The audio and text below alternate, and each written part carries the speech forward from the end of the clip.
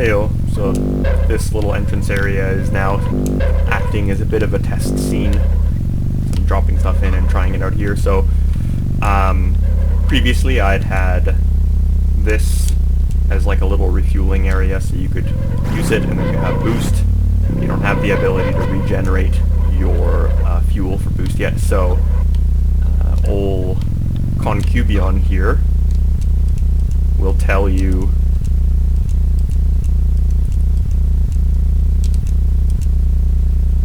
that you should be able to extract from the green barrels. He yells it at you in case you missed that.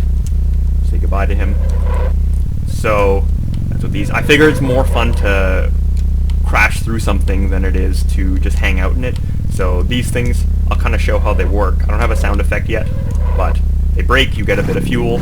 I might have it so they respawn in the future as well.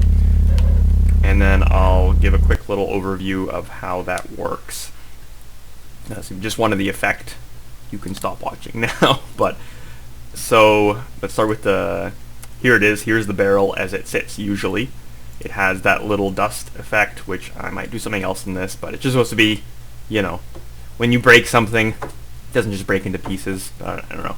So I'm going for PSX vibes, so it's not very realistic. So when we, as the player character, let's go to our script. When we enter the fuel barrel area, we call its car hit function, and we add stamina to ourselves. So let's go look at the fuel barrel and its car hit function.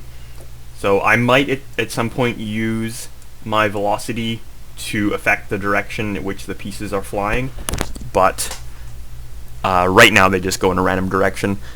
So what happens is we have a variable. In case we manage to enter the area quickly in succession, if the barrel's already destroyed, we just return. But we set barrel return to true, dust emitting to true. This is just like something you have to kind of do to check with timers, or else sometimes things will crash. So we instantiate the exploding barrel pieces, and the exploding barrel pieces are a packed scene. I'll show them soon, but they're up here. So I have loaded them in. Here they are, and I'll show more of that in a second. We add the child scene, we add the instantiated scene as a child, and we set its position to the position of this object of the fuel barrel, and then we remove the normal, like, fully together barrel mesh, and then we wait for our 5 seconds, and then we just clear everything.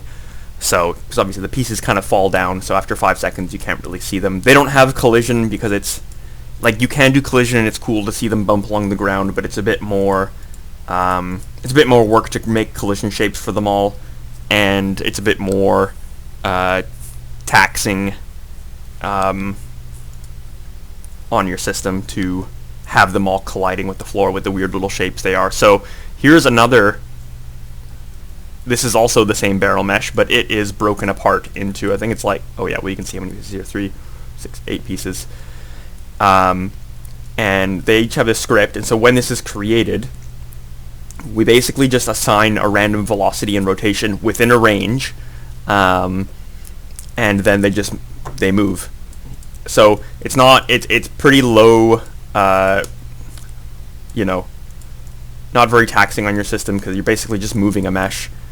So it is a bit more involved when they're actual, say, like rigid bodies or something, and you're applying impulses to them. So this works pretty well for just you know, move some pieces around. I use this effect somewhere else. It was like the ant guy character and his armor when you break it.